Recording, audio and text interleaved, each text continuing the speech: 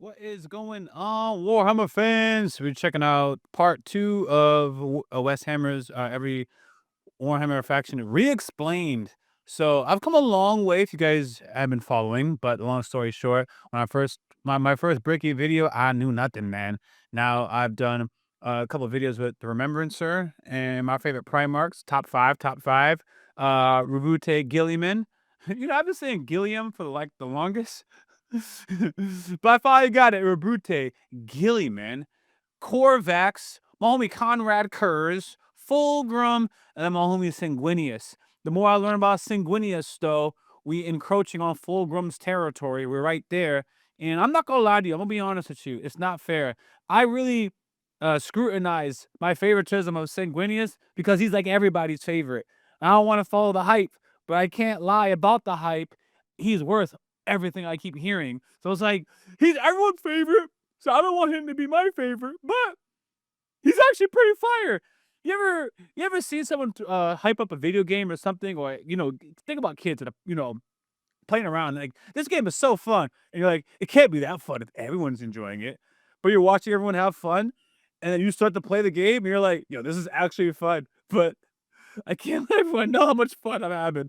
That's where I'm at, man. I'm transparent. Some people don't like it. They want to argue with me, but it is what it is, man. When I tell you that I like Sanguinius and he's top 3 or top 4, y'all gonna know he fought against me just like he fought against some hell demons, son. It's gonna be a fight against Lee too, and he's gonna prove why he's that Primarch in everyone's hearts. My favorite faction is easily the Orks. Then after the Orks, I take notes by the way. So if you see me typing away, it's gonna be my notes. My second favorite faction right now, or race, is gonna be the Tau Empire, because I'm all for the greater good and spreading the good, whatever that is, for the greater good. The Tau Empire just has it together. Then third, which is not even fair anymore, it was the Inari Eldar. Unfortunately, I found out about them. And then I found out that GW basically axed whatever hope we had. But I like them, man. They had a plan to take out Slaanesh, and I think some of the greater the rest of the Chaos Gods, to kind of restore order to the universe. But we can't have that happen in the world of 40k. I got it. But dang, I'm still gonna include the Inari because they're alive to me. Y'all, we are all in different time frames. Y'all been watching Warhammer for God knows how long. So to y'all, the Inari are dead. I just found out about the Inari 2 weeks ago, so they're alive to me. or I shouldn't say alive, their cause is thriving. I don't understand enough of it. I just know that y'all said they basically killed the storyline, and I don't have the details yet, but I will. All right, let's jump into Wes Hammer's video because this is going to be hour 30, and I've already talked for 3 minutes. Guys, if you guys like following my journey and just want to hear what I have to say, just vibe, put me in the background. Consider subscribing. We have a channel goal of 20,000 subscribers. We could do that if y'all support it. My commitment to you is to keep being real and delivering you guys dope content. I got a Discord. Look for that in the description. Twitter. In a two-part series on every faction re-explained. If you've not seen part 1, you were either snatched by the YouTube algorithm, or you don't let anything, not even common sense, hold you back. And for that, well, I wish I could be that strong. The quest to find the Primarchs was expansive and treacherous, to the point where they really should write a book about it. Despite never seeing the Emperor before in their lives, the Primarchs all instinctively knew who the Emperor was. Whether it's his psychic connection to him or just plain old intuition, the giant golden god is a bit of a giveaway, the Primarchs all lived their own lives, and some lived substantially better lives than others. Rebrute Gilliman. Is that part? Hey gamers, editor here. Somehow, Richard managed to record Discord notifications in his voiceover. It's only a few. Don't worry. Just don't want y'all getting confused.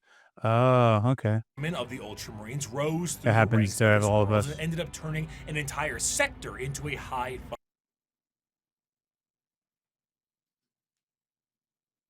We can't just jump into this without acknowledging the greatest Primarch there ever was. Man. Unless it eventually becomes sanguineous one day. functioning society, where others, like Mortarion, lived on the poisonous hellscape of Barbarous under the boot heel of his own adopted father. When the Emperor arrived, some wanted to play a little bit of catch with their dad at first, Wow. and some didn't trust the baseball bat he was carrying, and some didn't want to play at all. Eventually, one by one, the Emperor returned his sons to his side to bring them back together as one happy family. The Horus's Family armor is who fire. needed a good cleaning. Are you tired of boring old soap? Is Why? your son Why? the foulest being ever? Why? Do your eyes sting when he comes near? Well, clean that I'm man glad that's right what it was back gonna up be. with the power of Cheeky. That's right, the brand new moisturizing bar soap brought to you by Moist Critical and Bricky approved. Nurgle hates it, but you'll love it. Bar soap is always so sticky and has a ton of it, but you'll love it. Bar soap is always so Coulda sticky snuck in a and Slanesh has a joke, ton maybe. of fuss, but now you'll be glowing to the surprise of Lehman Russ. Cheeky soap is so good, we didn't even take a down payment for the sponsor. That's right, we love this soap so much, we are operating on 100% commission. We are supported purely and only by those of you who buy Cheeky. It is the best bar soap we have ever used. That is not a hyperbole. Your satisfaction is guaranteed. Take it from the man himself. Bricky's right. It's very good. Enjoy What? a multitude of flavors, including lo-fi lavender, pulp Francis, just soap, touch grass, and absolute cinnamon. Him Cheeky getting that alone cosign. has made me swap back to bar soap as my primary choice. No more liquid soap for this brick. Cheeky is the play. Go ahead and go to ushigi.com/bricky or code bricky for 10% off your purchase and domestically support these videos. That's code bricky at ushigi.com/bricky or click the link in the description to learn more. Get I don't clean skip now. these because we gotta support the original ad, man. Is this more cheeky? Oh, yeah, so half his sons turned on him. After the Emperor was able to Damn. bring all of his sons back into the fold again, he sent them on their way with his end goal in mind, reclaiming the lost worlds of humanity. That glove Each of is his epic. Primarchs fanned out across the galaxy to accomplish this goal, but the one they were expected to report to was his favored son, and the Horus. first one found, allegedly, Uh-oh. which was Horus. Horus was great to the title Allegedly. of War Master, and he certainly lived up to Big E's expectations, which were very specific and set by Big E himself to all of his sons. However, either intentionally or not, the Emperor did not mention to his sons some of the more chaotic aspects of the galaxy. Horus himself, while in the process of reclaiming a more advanced human world, was informed of the existence of chaos gods, a factoid that Horus initially did not believe. To him, it was a bit unfathomable to think that his father would emit such significant information on the inner workings of the galaxy. However, I'm going to guess that the Emperor didn't want his sons to believe in it because it's damned if you do, damned if you don't. They would will it and make it stronger. You know, if they believed in it sooner, they would, I don't know. That's my thoughts. So if you don't believe, it doesn't exist as strongly as if you did believe. he soon realized this was the truth, and this betrayal was unacceptable. With the astronomical weight put on his shoulders and his father immediately leaving it all in his hands, combined with the slow corruption of his mind by those closest to him, he began to change his tune. Horus began amassing a following behind his father's back with several other Primarchs and began to formulate plans to usurp him from his throne on Terra. While this was occurring, Magnus the Red tried to FaceTime his dad back on Terra, and that resulted in the shattering of a protective barrier between Terra and the demons of the warp. Due to this damage, the Emperor was forced to sit on the Golden Throne to assure that it would continue Oh, we to skipped a function. lot. Ultimately, half of the Primarchs would fall to chaos, and the remaining half would fight Not back that I'm mad at it. viciously against their brothers. Horus eventually gained the upper hand and arrived in orbit above Terra itself, and after antagonizing his father enough, the Emperor temporarily removed himself from the throne, strategically putting his old friend there as a seat warmer, and Malcador the Sigilite. Malcador the Sigilite. Yeah, it was nice that things are just clicking now, and I know names. I just want to let you guys know that the hype for Malcador the Sigilite came through in a major kill video when he was hyping up the guerrilla attacks that this man was using. And even though he's not a Primarch, his psychic energy is very formidable, and he would put in the work, man. Malcador the Sigilite is one of my favorite names in the franchise. And part of it is, with a name like Malcador the Sigilite, how could you fail as a character? You know what I mean? That is a very cool name. And from what I hear, he's badass. And went to confront Horus himself on the Vengeful Spirit, his flagship. The Emperor faced down his son, and after a heated battle and 64 novels, the Emperor managed to obliterate Horus on a subatomic level, but not before his favorite son was able to mortally wound the Emperor. As the dust settled and the traitors fled from Terra, the Emperor's body was dragged back onto the Golden Throne, where it sits permanently to assure that it continues to function. A corpse forced to constantly hold back the horrors of the warp and guide humanity with his pale. At least it's not an empty that throne. light is flickering. From there, the remaining members of the traitors to the Emperor fled to their respective safe havens. These are the veterans of the Long War, the spiteful, and to them, the wronged. Those who would let the galaxy burn if it means the Imperium gets caught in the flames. These are the Space Marines. And what are the achievements of your fragile Imperium? It is a corpse rotting slowly from within while maggots writhe in its belly. It was built with the toil of heroes and giants, and now it is inhabited by frightened weaklings to whom the glories of those times are half-forgotten legends. I have forgotten nothing, and my wisdom has expanded far beyond mere mortal frailties. The Horus Heresy saw the collapse of I'm the a second, let me Imperium get that as quote we again. knew it at the I thought I time, could keep and up with half it. of the Space Marine.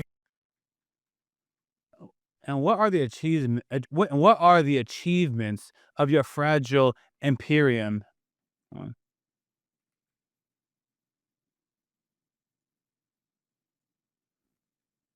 Corpse rotting away with the maggots with the belly that was built the tools of heroes, giants, and is now inhabited by frightened weaklings whom the glories of. That's pretty dope. Of those times are half-forgotten legends.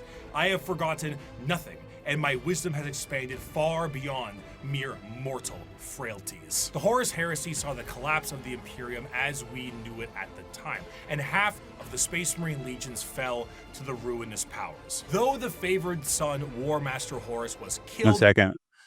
What's up, love?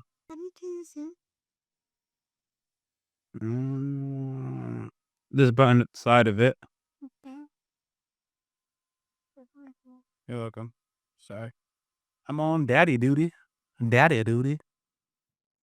And the rebellion ended, the heretical forces retreated to the warp and remain a constant threat to this day. The twisted reminder of what the temptations of the warp may bring, the Chaos Space Marines act as a mirror to the loyal legions, and as time progresses, their warp taint further changes them to suit the needs of their patron deity. Though marred and absolutely mangled by the ruinous powers, they are still unmistakably Space Marines in stature and shape, and according to them, they have never been more free.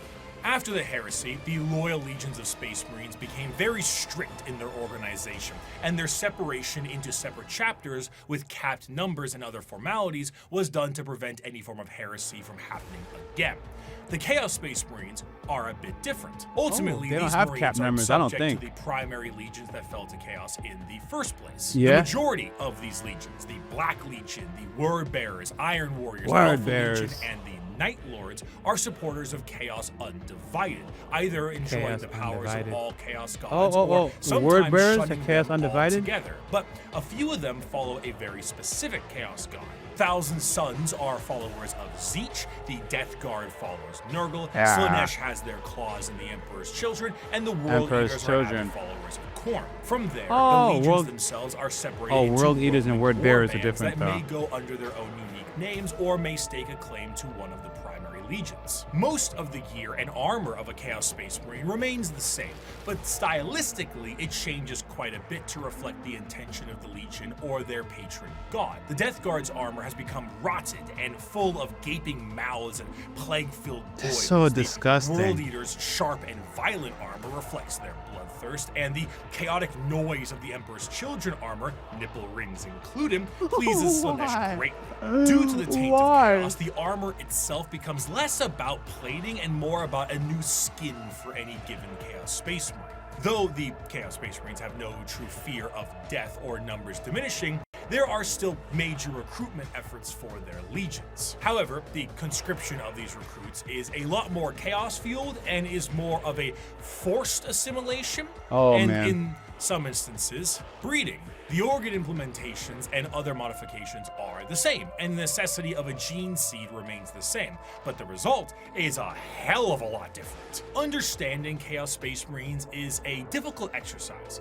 If we took my original video 5 years back and looked at the Imperial Knights section, it mainly focuses on He looks so different yet so the same. I know it's literally 5 years, but yeah, it was interesting. big God bless you, stompy brother. robots. Now that I understand more, I can discuss the Code Chivalric, big stompy robot 5 years back, and looked at the Imperial Knights section.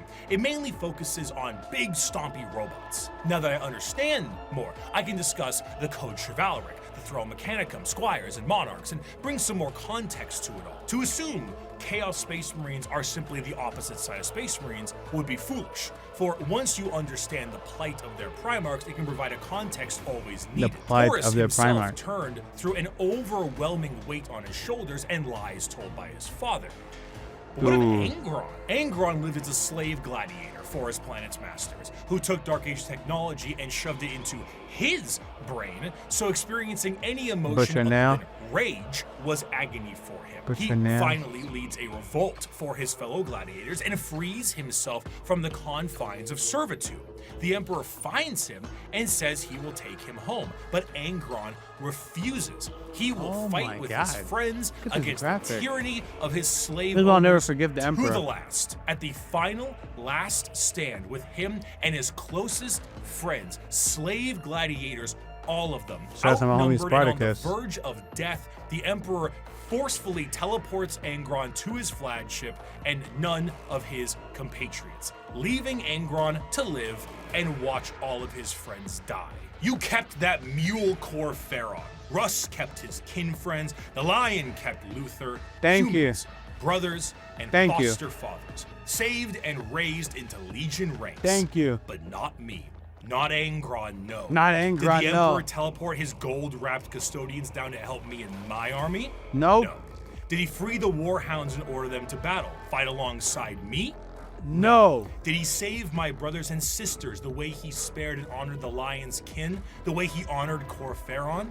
No, No. no, No. and no. No. No mercy for I've never seen Angron, this. Keep Angron up. the Oathbreaker, Angron the Betrayer. Angron the Conrad Kurz lived Oathbreaker. as a lonely boy scrounging the dregs of a hive city plagued by constant visions of an assassin sent to murder him by his own father. Lorgar was born on a world of chaos worshippers with abusive parents, and the Emperor decided the best way to reprimand him was destroy his holy city. The Emperor robbed Mortarion of vengeance and suppressed Magnus at every turn. The question isn't why the Primarchs rebelled. The question is, why didn't they sooner? To them, they are not the betrayers. They The are Emperor the betrayed betrayed. them. They were under the boot of a golden tyrant, and they finally could be free from his heel. Of course, things have changed a lot since the heresy, and the Primarchs of the Chaos Space Marines that have survived the fall are a twisted variant of what they used to be. They have all, for the most boy, part, that's ascended Magnus to the the Red. position of Demon Prince and act as a direct connection between their god and their legion. However, due to the nature of the transformation and dedication to a particular chaos god, their actions tend to be separate from their legion's actions. Fulgrim, for example, is so infatuated with being a Demon Prince of Slaanesh that he is at times far too focused on his own personal perfection as opposed to conquest and sitting around like Frankfurter on his throne. Meanwhile, Lorgar is being stalked by a bird, so he's always on edge. The most adamant against the temptations of the Chaos Gods was even it's not made Conrad. If that's Lorgar, Conrad, Corvax. That was Corvax. That's funny. on his throne. Meanwhile, Lorgar is being stalked by a bird, so he's That's funny. always on edge. Also good to actually to understand the potential meme. I don't know if it's right. I assume it's Korvax because he is the Raven. Yes, I believe he's of the Raven Guard. Yeah, I got that right. And Korvax. Or here we are. You know, I should have the Primarchs right underneath them, but I don't think I do. Raven Guard. Oh, yeah, I do. I do. We're good. I do have the legions associated with them. Perfect. Yeah, I will test my knowledge so that you can pat me on the back and I can use what I know. The most adamant against the temptations of the Chaos Cool. Gods, Perturabo, was even made a Demon Prince as a reward for being the one who did the most work on the group project. Chaos Good Space job, Marines Perturabo. are a fascinating faction because there is a great deal of cognitive dissonance that is represented in them. Depending on which faction you follow, your devotion to chaos is a sliding scale, and the representation in the universe is so varied. Some are there to reap a high tally of kills for their patron deity, while others are there purely to destroy the Imperium who wronged them. Some are there to torture and maim, and some are there to conquest and conquer. There is no unifying glue. They fight each other as much as they fight everyone else, and their machinations are entirely up to their warband. You have all walked different paths, but together we have come to the same destination. The Emperor has failed us. The Imperium has failed us all. It has failed us by the laxity of its laws, the decadence of its culture, and in the injustices heaped upon those of us who serve the most loyally. It has failed us by never recognizing our virtues, never rewarding us for the blood we shed and bringing about its ascendancy, and never providing unity when we needed it most. It has failed us by being flawed to its core, imperfect in its pursuit of a perfect culture, and in its weakness against the encroachment of Xenos breeds that seek to twist humanity to alien ends. And it has failed us, most of all, by being founded upon lies. The Imperium is forged by a dangerous deceit and erodes us all by demanding we sacrifice truth on the altar of necessity. This is an empire Altar of propagated by necessity. sin that deserves to die. And here on Istvan 5, we begin Istvan the 5. purge. From these ashes shall rise the new kingdom of mankind, an Imperium of justice, faith, and enlightenment, an Imperium heralded, commanded, and protected by the avatars of the gods themselves, an empire strong enough to stand through a future of blood and fire. Naturally, however, as I have said before, Space Marines do not make up the bulk of the fighting force in the Imperium. Here So we it would go. be ludicrous for me to not mention their dark cousins. The code Chivalry is the sign of the power of the Imperial Knights. But what about the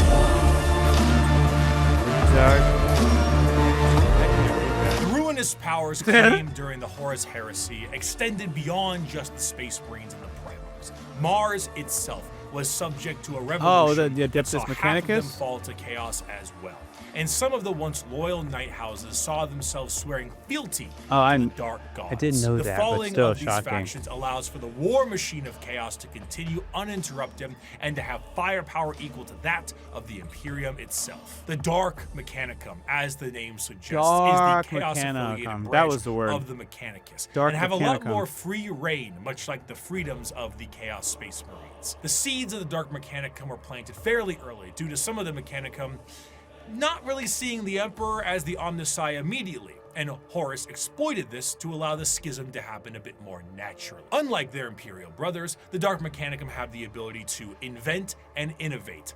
What a concept. While also utilizing forbidden technologies such as the Silica Animus or AI. The Dark Mechanicum do have their own desires to find lost technologies and put them to use, but they're more interested in taking ancient and forbidden technology from Imperial worlds and activating them for their own purposes. Because what good is a bunch of knob and tube wiring if you don't overload it with as many extension cords as possible? However, instead of being clear-cut and more generalized creations, the inventions of the Dark Mechanicum are inherently tied with the warp and its demons. Genetic Oh. experimentation and modification, the fusion of man and machine are exceptionally common, and no creation is more reflective of this than the demon engines. Instead of Demon regular tanks and engines. vehicles, the demon engines Oh. are machines bound with the presence of Of a demons to demon. make them I figure. living war machines.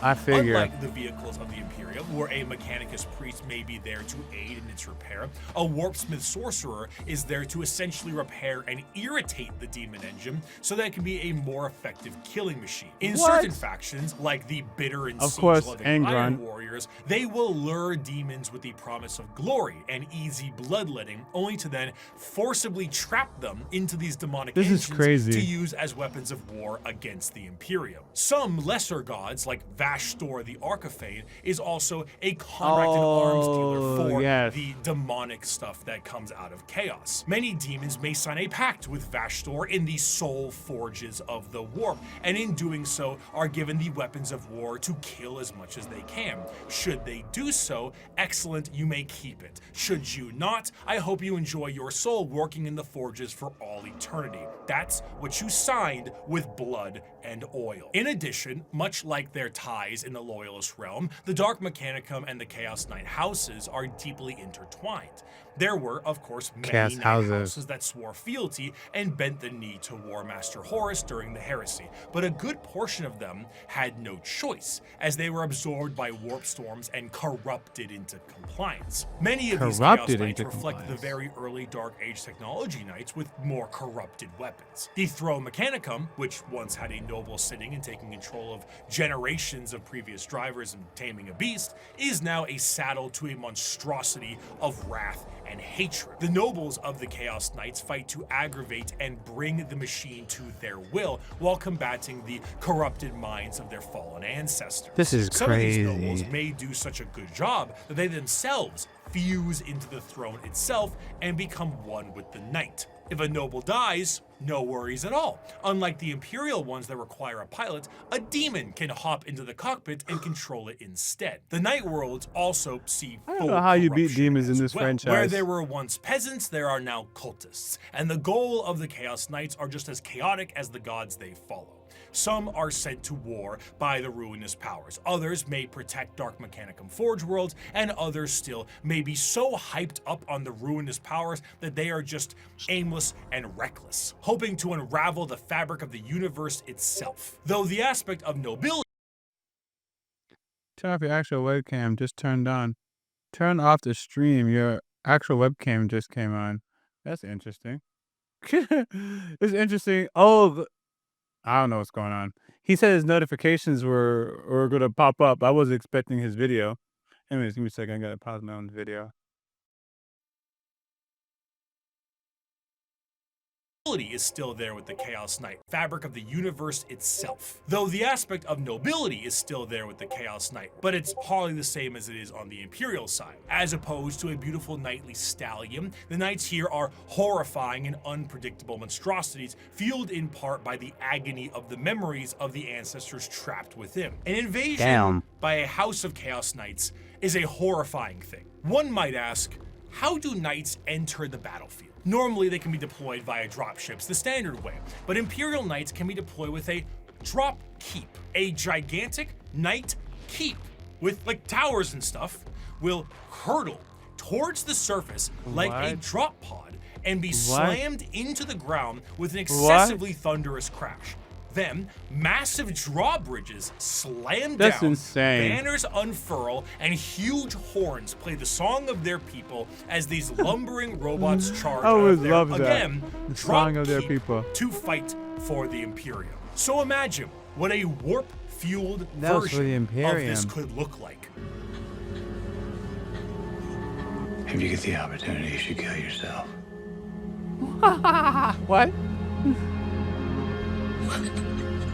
I feel like the person said the Chaos same Knights thing. have such a presence, the warp fluctuates in their tread. They bring doom, dread, and despair across the battlefield. Warp storms occur overhead wait. and despair across the battlefield. Warp storms 15 signs you're a yogurt male. Super real. It's better than alpha. Yogurt alpha. I don't get They that bring joke. doom, dread, and despair across the battlefield. Warp storms occur overhead, and psychic phenomenon cling to them.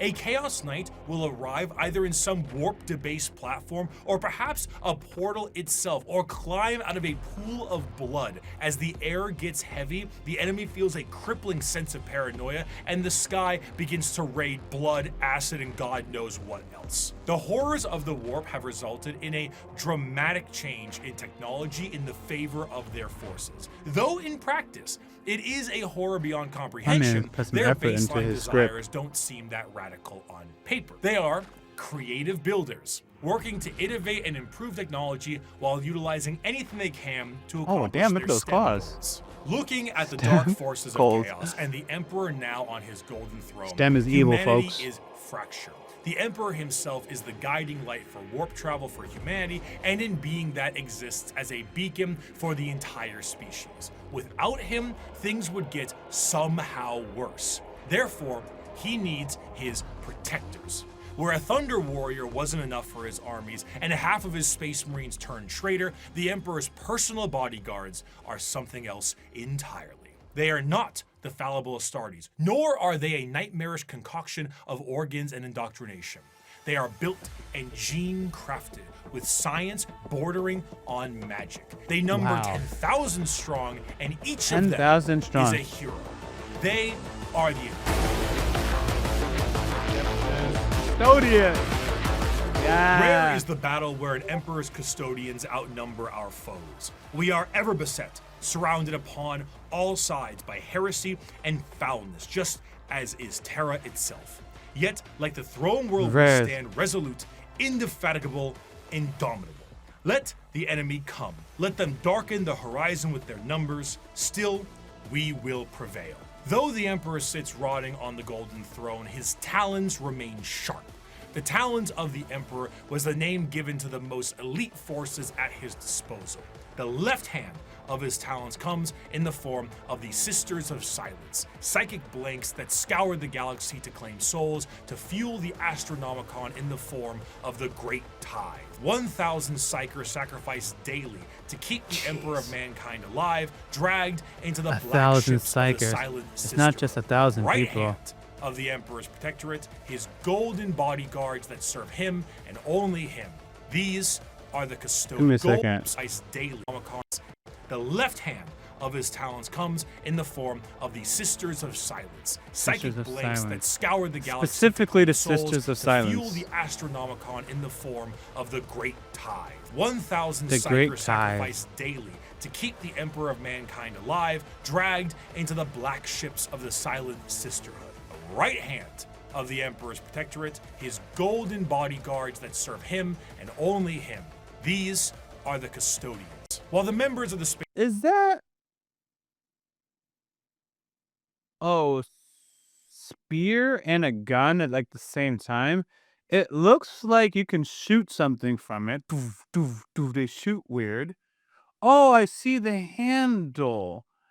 Oh, it really depends on how you wield it. And then it has a blade. If I gotta remember to look up a video on how the Adeptus. God dang it. Whatever.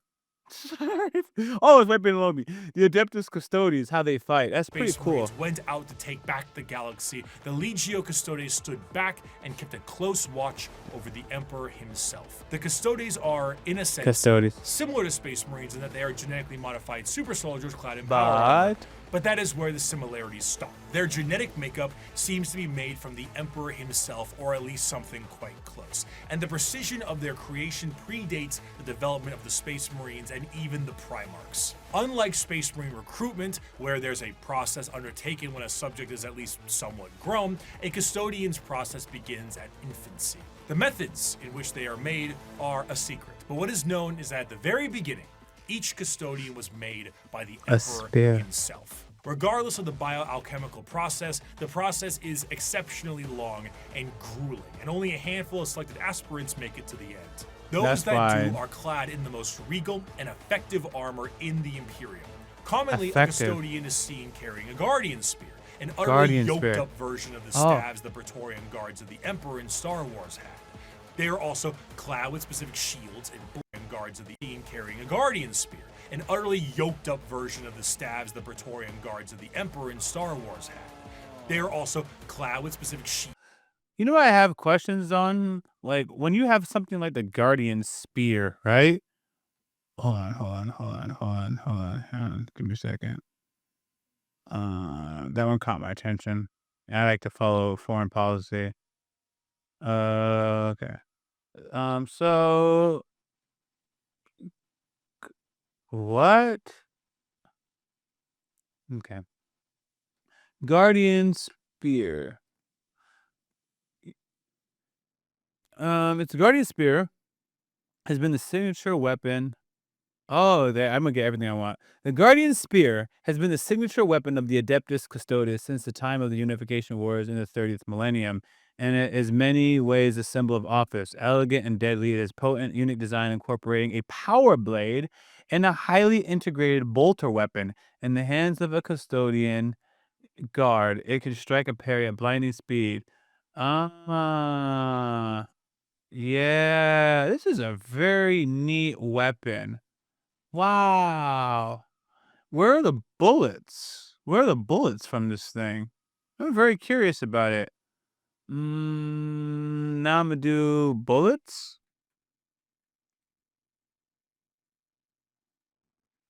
Hmm. Yeah. Someone's asking. Other people have mentioned Guardian Spirits probably have decent capacity with a couple of super. 0.4 exactly. Always imagine. I'll check this later. Okay. I'll find out. And blades, but the most interesting thing with all of their gear is that due to the meticulous and dedicated maintenance and preservation of their armor and gear, these items are the same ones they used 10,000 years ago. The Custodians do not age biologically, so some of the veterans in the Guard may be several thousand years old. And unlike the Space Marines, they fight entirely as a solo force. When a line of Custodians is holding back waves of enemies, they operate independently. There are no battle formations, there are no squad tactics. Each Custodian is the main character, trailed by serfs and servitors, tasked entirely to reload their weapons. They fight with a singular purpose, if not action. Groups of Custodians will dispatch enemy after enemy, their spears coming within inches of each other, but never close enough for a killing blow. Their strikes are intentionally defensive, allowing their opponents to attack 1 to 2 times before parrying and ending their lives. Each strike deflected is an opportunity to know their enemy more and learn from their patterns. They are truly the Emperor's bodyguards, masters of close combat, enemy knowledge, and reactions measured in milliseconds. Though the Custodians are a part of the Adeptus Terra, the members of the Guard only answer to their own leadership and the Emperor himself. The leader of the Custodes is known as the Captain General, and individual squads of Custodians are overseen by a shield captain. As their focus is on the Emperor, their command center is located within the Imperial Palace. The Tower of Hegemon serves as their primary base of operations, but there is a dedicated elite guard of Custodians known as the Companions that stands 300 strong by the Emperor's side. In total, the Custodes are 10,000 strong, and when a member retires, their name is added to the Hall of Name and vanish across the galaxy in a cloaked disguise to serve as eyes and ears for the Imperium. Despite their numbers and their strength, the members of the Custodes do not consider themselves to be soldiers or warriors in any way. They see themselves strictly as the guardians of the Emperor in all facets of his presence. This extends beyond the physical. Custodians believe they represent the guarding of the Emperor's ideals and philosophies too. Their gains are both physical and literary. They are the protectorates of everything the Emperor stood for, and in doing so, the Custodians are also artisans and scholars, in addition to being the golden guard of the golden throne. However, due to this nature of being protectorates, they have a very strong view when it comes to the Space Marines and the Primarchs. The Emperor himself had insinuated many times that once the galaxy was brought to heel, that there would be no need for the Space Marines anymore. and they were to go the same way that the Thunder Warriors went before them. Yeah, The Custodians were dang. meant to I be knew the that too. judge, jury, and executioner of this will, and are biologically designed not only to be able to take down Space Marine with ease, but to be able to go toe-to-toe with the Primarch as well. During the heresy, the Custodians mused on how suspiciously easy it was to kill Chaos Space Marines, as if they were trained and made for that explicit purpose. Constantine Valdor, one of the closest advisors of the Emperor, was asked if he ever disagreed with Big E on something, and he said once, with the formation of the Primarchs. I feel I do my best, but they don't. Let me ask you a very fair question. What do you do successfully? Quickly.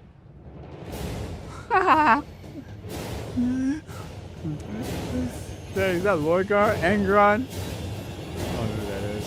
Volcar. Oh, that's I Angron. hate that every time we're in Untucked, the conversations are about me. And besides the That's funny. trained distrust for Space Marines, the Custodians also have evidence for their distrust. The Horus Heresy saw half of the chapters fall to chaos and turn Yes. traitor against the Emperor. In the mind of a Custodian, the fact that half of the Space Marines fell before means that the other half can fall with ease. Nah, that they actually are fully makes sense. capable of wiping out literally any force put against them, and in a sense are the final representation of the golden age of terror. However, they are forced to stand in silent and blind service to the Emperor and to the ill of the Imperium. And they, for 10,000 years, have stood vigil over the Imperium and have watched its rise and fall with the inability to do anything about it. While they do go That out sucks. and fight some battles here and there, at the end of the day, the vastness of the Imperium means that the closest advisors to the Emperor himself are powerless to make any change. But Yeah, goddamn, it's too vast. can they kill a Space Marine? For 100 years, I stood my watch amidst the somber shadows of the Sanctum Imperialis. I was still as a statue, but always ready, always attuned to dangers unseen. Days, months, years passed by in a frenzied blur beyond those walls, yet within, little moved and nothing changed. For 100 years, I did not but wait, yet had any threat appeared, I would have struck it down in a heartbeat. For 100 years, I stood my watch, and as it ends, I can tell you this: patience is a weapon. Oh, Of course, yeah. a threat directly to Terra itself. I like that because if you're impatient, you're gonna make a decision. You end up making a costly decision, but you can be patient when you don't age. Would appear to be something foolish. It's in the deepest parts of Imperial space and is one of the most defended bastions in the galaxy. You truly have to be foolhardy or insane to think that you can take on Terra itself. However, one faction certainly got close. In the dark ages of the stars and in a river of misery, there is one faction having a cracking old time. The galaxy sees them as savages, yet they have already figured out the questions of the universe. Word Their bears. numbers are uncountable, their technology Orks. incomprehensible, and yet their violence Orks. is so Orks. very green. I am, of I knew course, it. talking about the Yeah.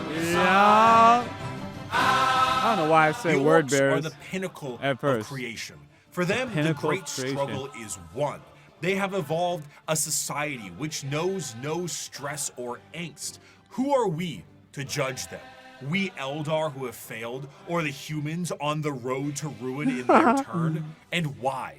Because we saw answers to questions that an Orc wouldn't even bother to ask. We see a culture that is strong and despise it as crude. During the war in heaven, the old ones were As doing strong their and best to despise, spawn yeah. as many combatants to their cause as possible by Ah. seeding the galaxy in a specialized sense. The Eldar were made to be a precise and tactical species to fight off the Catan and the Necrons, but another prominent species was made by them as well.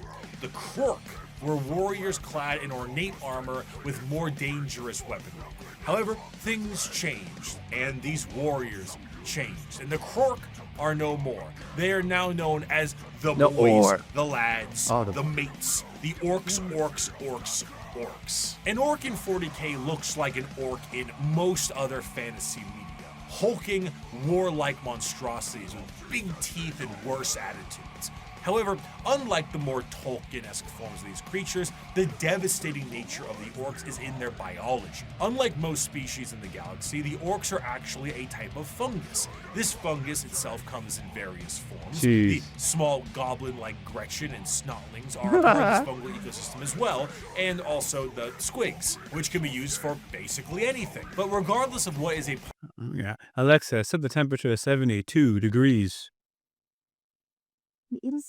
part of the fungal system, all of them are born from spores that land on the ground and grow. As they travel around the galaxy, they drop spores literally everywhere, and then an orc dies, and they drop tons of fungal spores that allows for their numbers to be replenished over a period of time. Because of this, orcs are not only extremely prominent across the galaxy, but they are exceptionally resilient due to their growing cycle. Even if one orc lands on a planet, it will be nearly impossible to get rid of all of the orc presence unless the planet itself is completely destroyed. And even then, they might find a way to survive. How? Due The to whole their planet's fungal gone. nature, orcs don't really stop growing.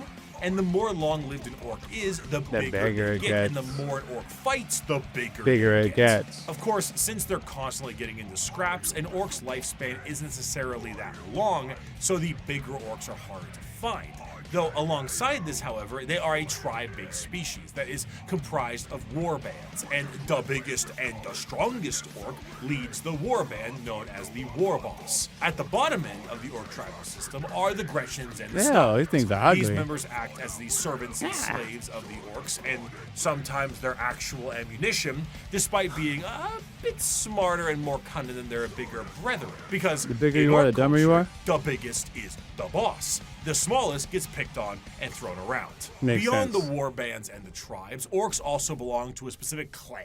Tribes constantly shatter and rebuild, but the clans do not. They are, in a sense, Clans a is- psychological state of being Oh, that's for right. any given orc, Like and 6 gives an of orc those. their specific character and traits. And to make things easier, these clans are also color-coded. So that's very easy to tell what orc does what. Though there are many clans out there, 6 of them are the most prominent and well-known. Oh, The so bad 6 are moons are well-known. essentially the merchants That's where I and got have a 6 lot of from. money because their currency is teeth, and they grow teeth faster than any others. The blood axes are the stealth units, and by stealth, it means like slightly more quiet than the others, and they have a love for LARPing as humies. Death Skulls are the scavengers, and the Goths are the close combat specialists. And on the two ends of the spectrum, Their we also stealth have is not the same as our evil stealth. Sons, and the more traditionalist and tribal snakebites. Another major facet of orcs is their religious beliefs. They believe in 2 gods, Gork and Mork. Gork is cunningly brutal, and Mork is brutally cunning. The difference between them, according to orcs, is that Mork hits you when you aren't looking, and Gork hits you when you are. There's a lot of confusion as to which one is which, and this results in a lot of infighting. In other species, this would be considered a sort of religious conflict, but for the orcs, it's just another excuse to fight. I have a quote here, but I don't really do a good orc voice, so I'm going to fight. I have a quote here, just conflict. Oh, I don't think But he actually for knows the answer. orcs, Even, it's I was just going to another screenshot excuse that to example. fight. I have a quote here, but I don't really do a good orc voice. So I'm going to get my co-host of That's Ridiculous to read this one, and I'll try to lip sync it. Oh, he's more cunning than a grot and more killy than a dread. The boys that follow me can't be beat. On Piscina, we jumped the Marine boys, and our boss pose was covered in the helmets we took from the dead-ends. We burned their port and killed their bosses and left nothing but ruins behind. I'm Warlord Gezgul Mac Uruk-Drucker, and I speak with the word of the gods. We's gonna stomp the universe flat and kill anything what fights back. We's gonna do this 'cause we're orcs, and we was made to fight and win. It's good. I's more cunning than a grot and more killy than a dread. The boys that follow me can't be beat. On Piscina, we jumped them Marine boys on our boss pose. Was covered in helmets. We took the... I can't do it. Orcs, and we Fighting is the biggest aspect of orc culture, and is essentially their life's purpose. They are genetically hardwired to get into battles and scraps with enemies that can feel pain. The more they fight, the bigger they get. This, combined with them getting bigger over time, means that some of the biggest and baddest orcs of all time have been notably gigantic. The Beast, as he was known, was the size of an Imperial knight. If an orc runs out of other enemies to fight, they will immediately start infighting to scratch the battle itch. For example, in The Warp, a planet exists where a band of orcs are in a constant state of war and battle, and have been for an improbably long amount of time, strictly because how much Khorne enjoys himself watching it. For some, being trapped in a perpetual war planet for all eternity would be a fate worse than death, but to the boys, it's like Valhalla. this is heaven. In the event of a particularly big battle, a massive amount of tribes and warbands will unite under what is known as the Wa. The concept of a Wa covers a few bases. The first is the group aspect of the massive green tidal wave of orcs fighting for the same cause, the cause being the second base. But the most prominent aspect of the Wa is the psychic aspect of it. Remember how the old ones made the Eldar and all the Eldar are psychic? Well, the orcs are too, kinda, but just not as much. Only a little bit of it. And they often don't know how to use it, and frankly don't care. But This is a long video. I've never seen it, just emphasizing, but I can see the mannerisms, and sometimes I can anticipate what someone's going to say.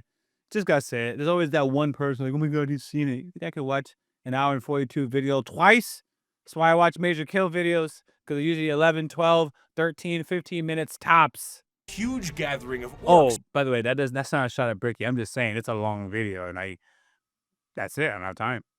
generates a psychic field that allows orcs to be more organized, dangerous, and dedicated to the war-based cause. However, the true extent of the psychic energy and its usage is relatively unknown, but that doesn't matter considering the outcome 90% of the time. In a similar sense, their ragtag technology and weaponry is also a mystery to most who encounter it purely because of that Wa energy. The technology the orcs use seem to be held together with duct tape and plastic glue, and crude doesn't even begin to describe it. Their guns seem to have an inordinate amount of ammunition and firepower, and they are seemingly able to put things together on the fly in the middle of combat. The Imperium is of the mind that the orcs' weapons and machinery only work due to their innate psychic ability, but realistically, orc gear hardly works in the first place. Weapons blow up in a Bugs Bunny-esque manner all the time, and their war buggies can collapse in the middle of battle. Just because it works a handful of times does not mean it's an effective weapon.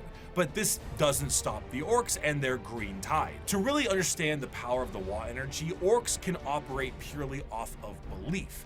Now, a misconception is that orcs believe something is real and it happens. But that isn't true, because that's just one orc. However, there's never one orc.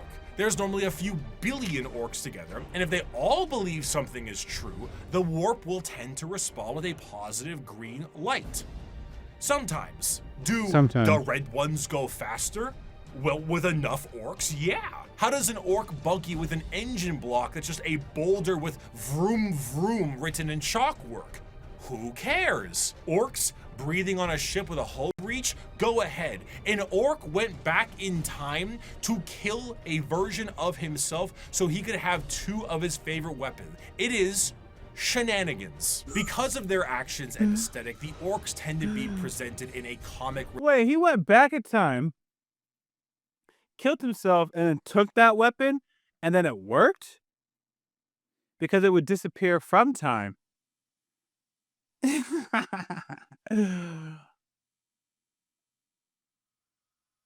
Okay, I'm just gonna let that one go. Release sense in a lot of media, I had to take off my particularly the media from their perspective. They are bumbling and loud and goofy British football hooligans, and they say silly things and act in silly ways. But to the citizens of the Imperium, the orcs are far from funny.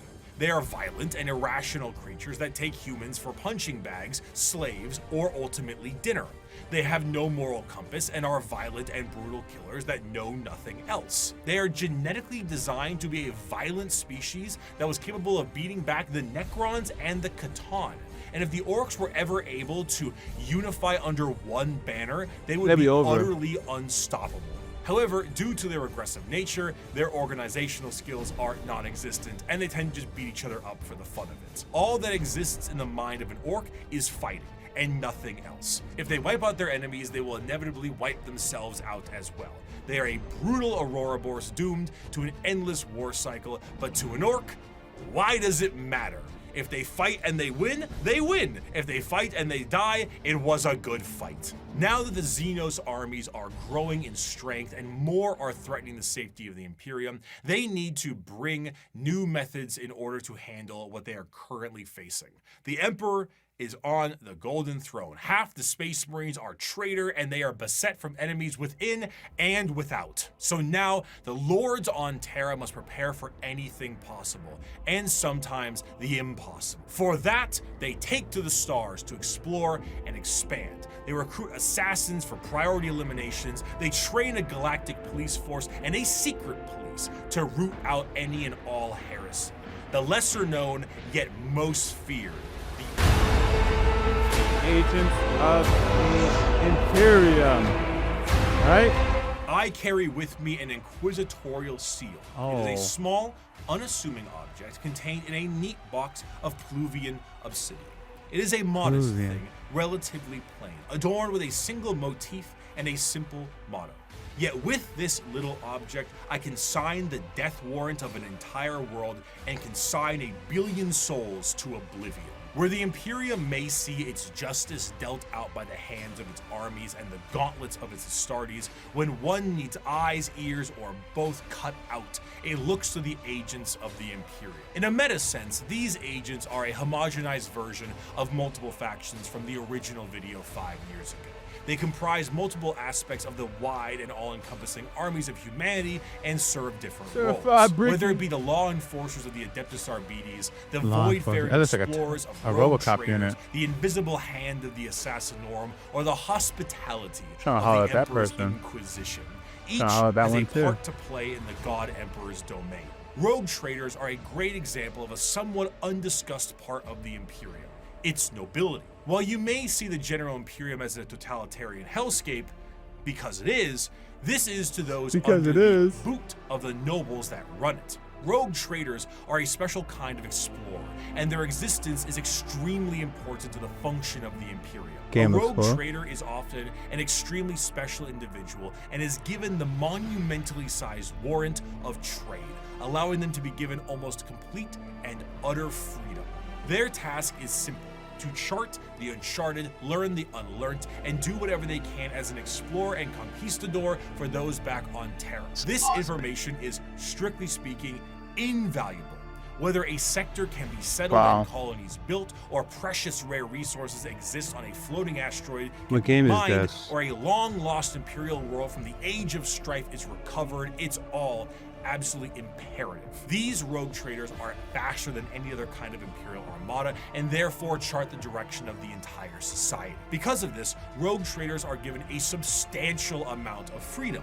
They have a ship and a crew of Rogue specialists traders. and can do things that would see any normal person shot. They can barter deals and even recruit Xenos races. They can explore areas strictly prohibited, and they can earn a vast amount of wealth and riches in doing so. This tends to make rogue traders a very long lineage, and their heirs take up the mantle of their house. By being explorers, they become fabulously wealthy, and some can become quite the assholes while doing so. But truly, much like a night pilot, Sounds a rogue about right. trader is an exceptionally rich individual who can back it up.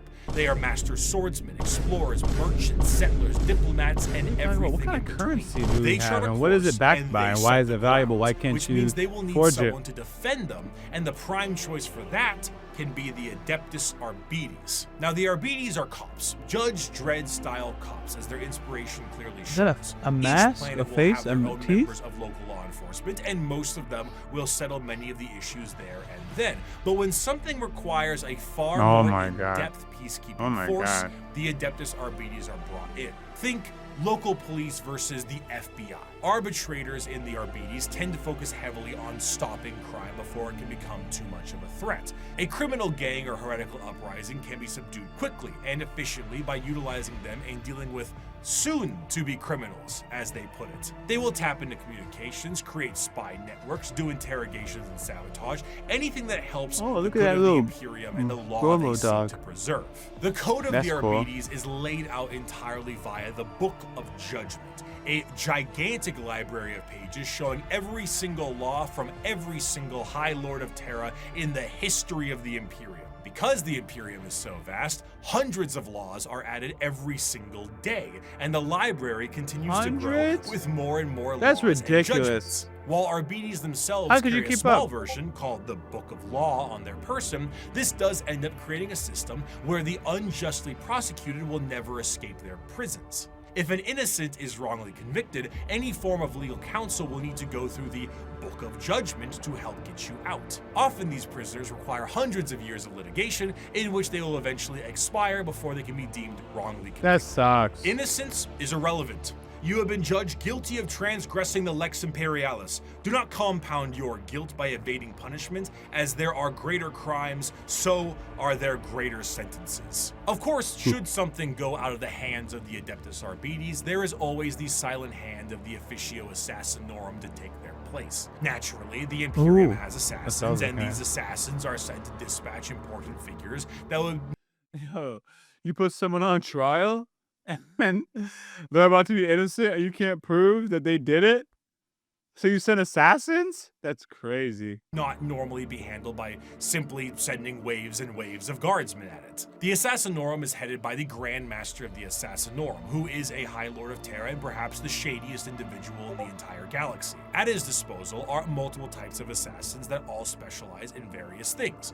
Their training is extreme and absurd. Aspirant children are often subjected to Hunger Games style combat with each other on the ride Oh, over what to the movie is temple. this? Then you get low gravity, high pressure, traps, horrendous physical and mental strain, and everything That movie in looks between. crazy. Then their minds are wiped completely, and the real fun begins. An Imperial assassin is nothing to mess around with. They are some of the fastest moving and hardest hitting things the Imperium has at Imperial hand, and can assassin. go toe to toe with Space Marines depending on which temple they are from. Some, like the Vindicares, are master snipers who lie in wait for weeks, days, or even months just to get the perfect headshot from 5 kilometers away and disappear. The Custodes Temple I are like masters that. of shape-shifting and take a drug that allows them to transmute their body into whatever they see fit. A confidant of a target may be killed That and they will outfit, take their though. place before killing their target outright. Or they could shift into a member of a Chaos Warband with symbols and flesh and all that to earn the trust of a cult leader before slitting their throat. The Caluxus Assassin is a psychic blank, a soulless mutation, making them appear as uneasy to normal humans and downright That one disgusting does. to psychers. When a powerful psyker Nothing is beats a causing Nurgle. issues, this is who you send. Their specialized helmet enhances their No already psychers latent allowed. powers and will allow them to all but drain the souls from those they touch and their very body. It is an extreme weapon used when a direct form of pressure must be applied to an otherwise untouchable psyker. Now, if you need a direct pressure in a more literal way, the Eversor is for you. A drugged up comatose psychopath that is directly dropped on enemy lines and allowed to I don't know wreak what havoc, that thing looks killing like, but it's anything and crazy. everything it sees in a blaze Like of a movement and blood Spawn before it inevitably assassin, dies like and causes Spawn. a plasma explosion on its demise. There are other temples as well. that's the cool. Vanus Temple, acting as sort of like a cyber hacker. The Venomim Temple, specializing in poisons. But I don't know all how he in uses all, that assassins character. move with their Or skin font tight style. gloves with a speed unmatched and force Skin tight. unexpected. One of the best assassin novels puts a Vindicare, Calidus, and Vanus to infiltrate a night world, kill the High Monarch of the Night, Taking a who is picture. permanently stuck in his giant That robot book got my knight, attention. He's install showing a that new woman. ruler in his stead, and make sure nobody knows the Imperium did it. Their missions Ooh. are insanity, and their tasks impossible, and they do it anyway. Thus is the power the Assassinorum wields. We do not determine the guilty, we do not decide the punishment. We are merely the cold Yeah, job, instrument fam. of the Emperor's vengeance. There is no form of death unknown to us. There is no form of terror beyond our means. There is no enemy outside our reach. We are the blade that hovers over the throat of the traitor. We are the bullet that awaits the heretic's skull. We are the poison in the throat of the alien. However, despite the proud All right, gotta take my little break.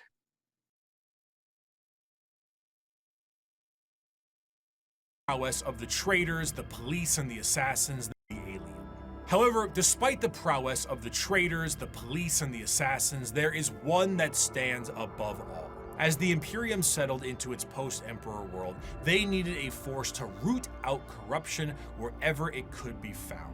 But they needed specialized individuals who could do so. Men and women who would serve as detective and executioner. It's not the This new Inquisitors? secret police would have unlimited we just authority, talked about and them. they would be known Right. as the Inquisition. Oh. Inquisitors of the Inquis- Inquisition are one of the most feared individuals in all of the galaxy Inquisitors, for the yep. common members of humanity. Trained in the most difficult of conditions and mental hardening, they have long closed their minds to the compassions of those they deem guilty.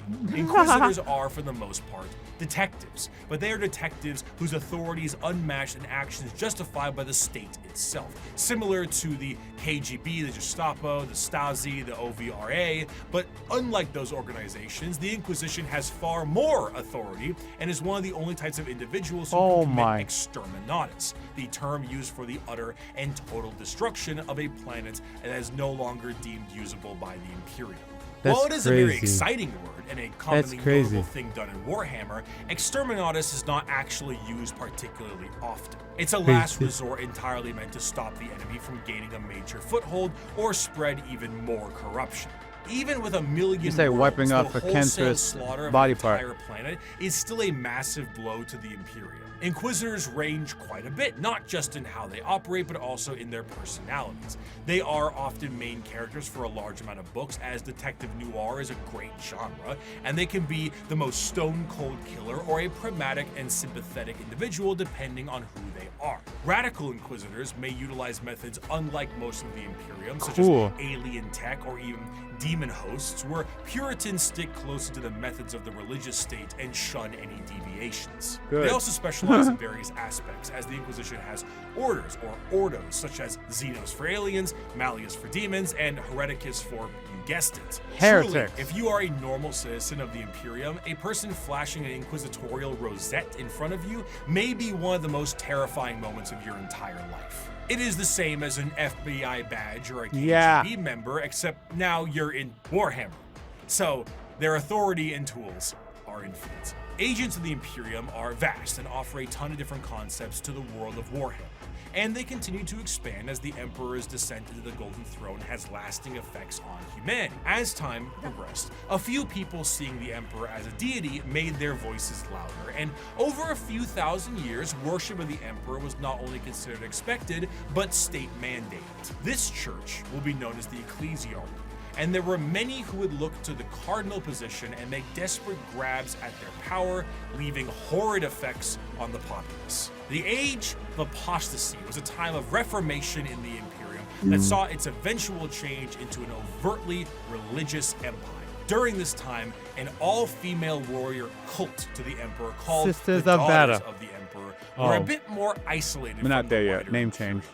However, as the ecclesiarchy began to take root, one Goj Van Dyer became the High I Lord love of that. Administratum and noticed these warriors and felt they could be useful to him. Goj himself told these warriors that he was the voice of the Emperor himself and demanded they fire upon him to prove it. Having a little hidden force field that this warrior cult had never seen before, the bullet bounced off of him and showing him to be unharmed, truly blessed by the Truly. Emperor. This Truly cult became tricked those known poor as girls. the Brides of the Emperor and Brides acted of as the his Emperor. personal bodyguards and aides. However, Doge Van Dyer was a tyrant, and his horrendous reign spelt ruination for the wider Imperium. I which actually made want to know, the like, what Adeptus was through their Custodes minds take as notice. they Despite were an aiding outright him, coup you know? and revolt against him, Giving the up deadlock cheeks. was getting steep as the brides of the Emperor's fierce combat skills kept him safe. One Custodian made contact with the leader of the brides and brought her into the throne room of the Emperor himself. Nobody knows what transpired in that room, save for Alicia Dominica, the Custodian, and the Emperor himself. However, she left the room with her hair bleached pure white from the interaction, marched her battle brides directly to Van Dyer himself and said, "You have committed the ultimate heresy. Not only have you turned your back on the Emperor and stepped from his light, you have profaned his name and almost destroyed Profaned his everything he name. has striven I like to build. that. You have perverted and twisted the path he has laid for mankind to tread. As your decrees have stated, there can be no mercy for such a crime, no pity for such a None. criminal. I renounce your lordship. You walk in the darkness and cannot be allowed to live.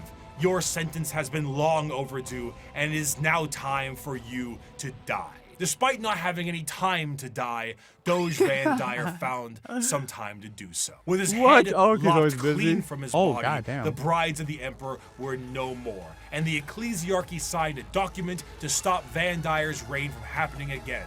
They would no longer be allowed to have men under arms. But Men. women, it's fine. Adeptus Sororitas. Sisters of Battle. The Adeptus Sororitas, or Sororitas. commonly known as the Sisters of Battle, the nuns with guns, the fighting force of the church. Despite being the main militant faction, the Sisters of Battle, they're You know what's crazy? I had the Sisters of Battle as one of my favorite factions, and then at some point, I got excited about the Orks. They got that. I got excited about the Tau and the Ynnari. Dang. So I don't know where the Sisters of Battle lie in this anymore. I don't know. You know, it's funny. Like, you have your favorites, and then time goes on, and now you have to start thinking about it. It's like, oh, that used to be my favorite. Like, you know, you have a favorite toy, and you're like, at what point is this no longer my favorite toy? You don't know. You just started playing with something else. That's me. That's exactly what I felt like happened. So I'm just gonna write fourth favorite, and I'm gonna come back and circle up to them. I definitely know it's gonna be between the Sisters of Battle and the Ynnari Eldar. But the Ynnari, you know what? Technically, I'm gonna be really cheap right here. The Sisters of Battle is my third favorite because the Ynnari don't exist anymore. But I really like the Ynnari, so there you go. I'm actually gonna be cheap. I'm gonna have my cake and eat it too.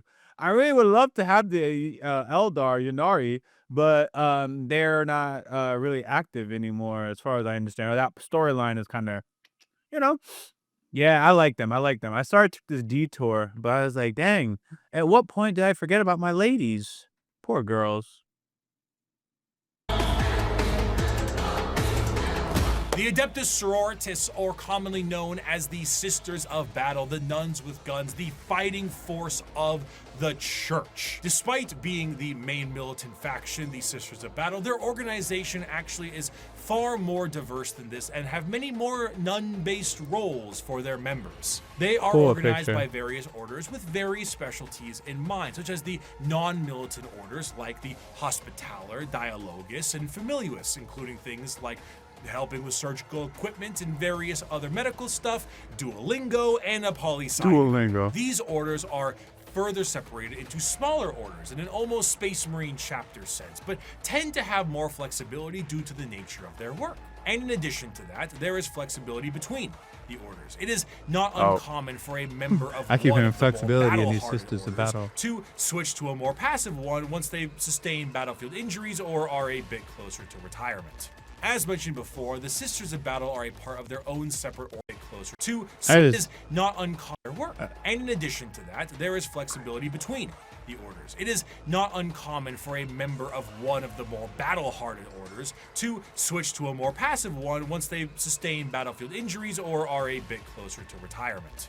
As mentioned before, the Sisters cool. of Battle are a part of their own separate organization, the Orders Militant, and feature Orders the highest Militant. number of any given system. They are the official fighting force of the ecclesiarchy, and they specialize in wars Badass. of faith. Unlike the deployment of Astartes and Guardsmen, the Sisters of Battle are often deployed with members of the Inquisitorial Ordo Hereticus due to the holy war nature of their battles. The Sisters of Battle are suited up with their own form of specialized power armor that gives them almost like a Joan of Arc vibe to the battlefield.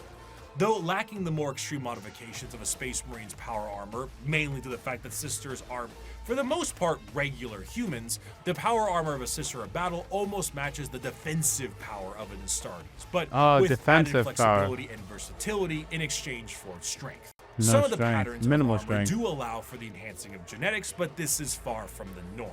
This, combined with an arsenal of tanks and vehicles that have literal church organ rocket launchers on them, really brings across the holy war vibe in a gothic manner. Accompanying a sister of battle in the fields of war is the holy trinity of weaponry: the bolter, the flamer, and the melta. With such a simple loadout, the sisters of battle are able to bring down the glorious flames of the emperor himself, and his holy light shines on them in other ways during a conflict. Hell, even their jump packs evoke angelic imagery as opposed to the more clunky jetpacks. What is she having in her hand? In times of great turmoil or impossibility, a living saint of the Sororitas itself might appear on the battlefield surrounded by a litany of doves and cherubs, an almost comical scene of holy glory followed by literal hellfire.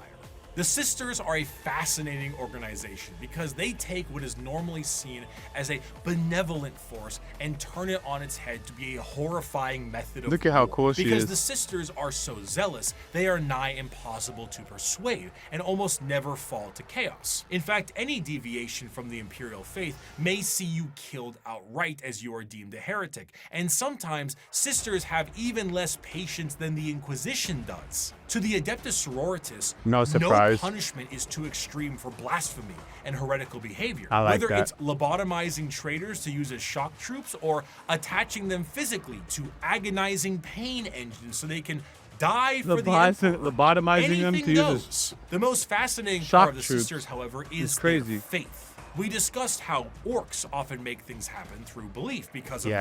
their sheer number of them. The Sisters create miracles where they walk. They are not many psychers like Orks, but they are excessively devout and make up for that. Bullets barely miss targets they absolutely should hit. Guns jam, tanks malfunction, enemies slip and fall. The scene from Pulp Fiction is an accurate portrayal of what happens when the sisters fight. I'd knock that shit off if I was you. Die, you motherfucker! Nothing. They just missed them because of sheer faith.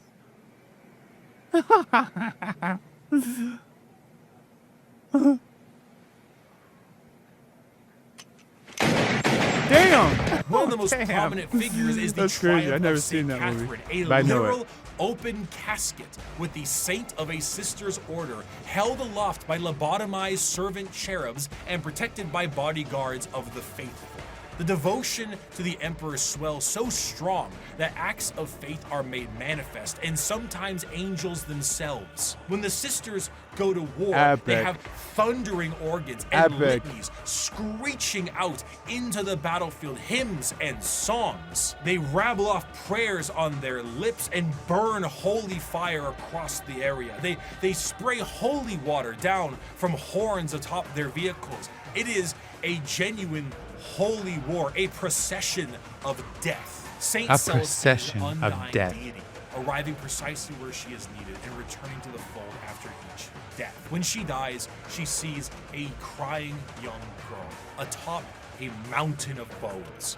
Her bones, after every one of her deaths. She climbs this mountain every time to help comfort this crying child and is rebirthed upon the battlefield. And one day, her deaths will create a mountain so large that even she will not be able to traverse it. Is she a demon of the God Emperor?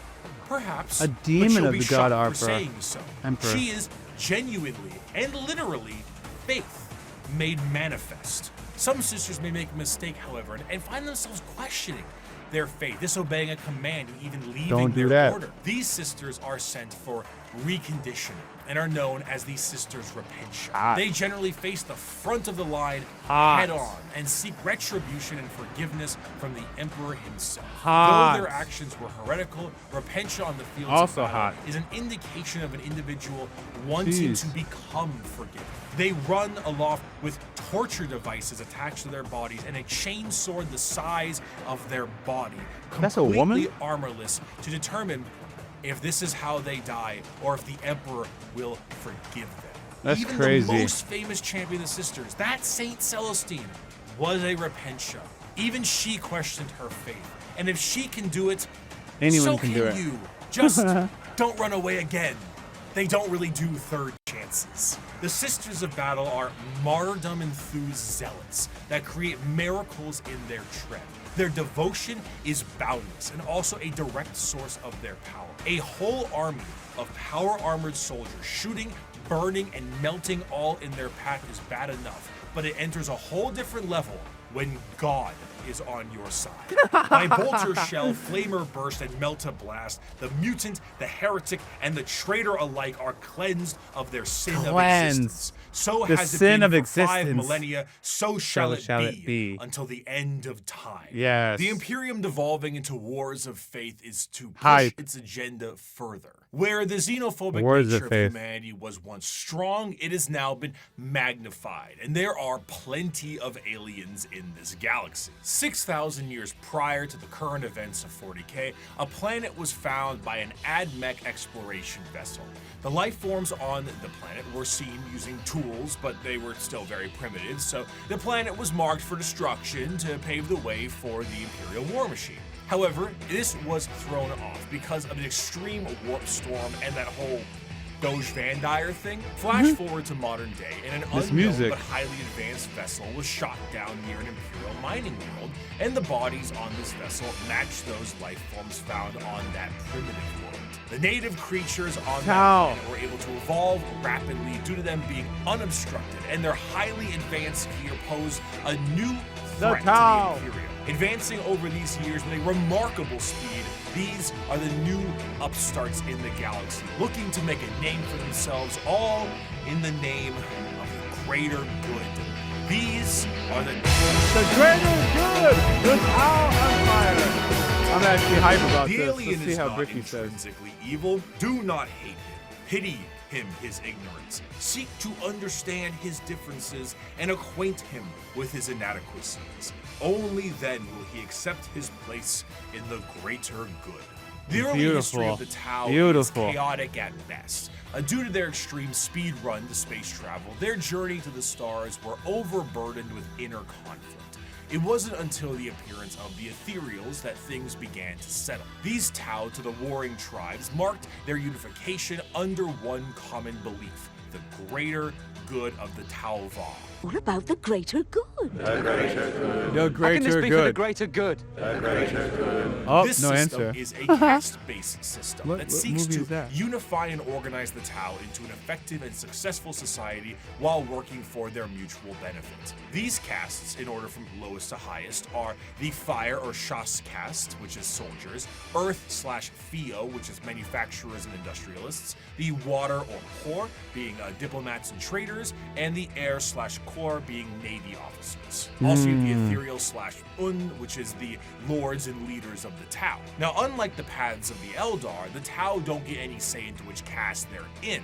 It's determined upon birth due to inheritance from a parent. Trying to deviate from your caste or trying to do tasks or even use tools assigned to another caste is a grievous crime against the Ethereals, and those guilty of this crime tend to be sent to re-education camps, which sounds not so greater good, but a greater good than the good that the Imperium sees as greater. The guidance of the greater good also encourages the growth of the Empire through the absorption of other races and cultures. Makes The sense. expansion Assimilation. of the Tau Empire is split into spheres of time. So far, there have been 5 spheres of expansion, with a 6th one being planned in the current timeline. The first 2 spheres greater saw good, the of Tau course. move beyond their homeworld and settle new planetary systems, known as Seps, and absorb Seps. multiple races into their ranks. But the 3rd sphere is where we see the Tau interact with the Imperium for the first time, which went about as well as you think it did. The Tau, as mentioned before, are highly advanced compared to some of the other species in the galaxy, and their military tactics are highly precise. Instead of the Imperial methodology of throwing everything at a problem, the Tau carefully assess any battle and take as many precautions as possible. Commonly, you will see a Tau warrior in a heavily modified battle suit with